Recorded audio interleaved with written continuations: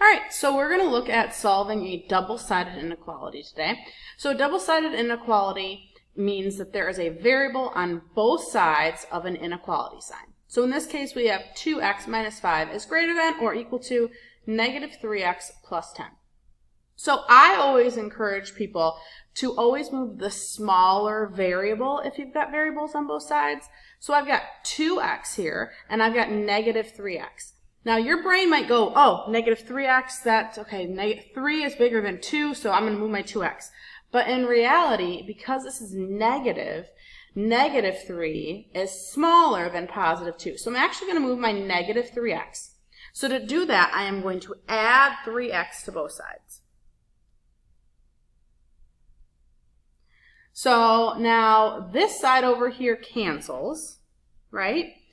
But over here we've got 2x plus 3x, which is 5x, minus 5 is greater than or equal to, and then over here we just have that 10 left over. Now it's a regular multi-step inequality to solve, and so that's pretty easy. I just add my 5 to both sides, and I have 5x is greater than or equal to 15. And then again, we're dividing by 5. So I have x is greater than or equal to 3. If I had to graph this on a number line, 1, 2, 3, 4, 5, 6.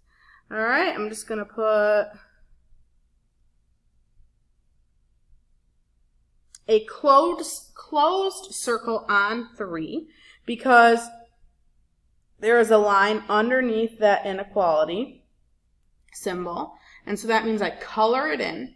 And then my inequality symbol is pointing to the right. So I am going to make my arrow come off of that circle and point to the right, because those numbers are bigger than 3. And there you go. You just solved a double-sided inequality. Great job, guys. Hopefully this video helped.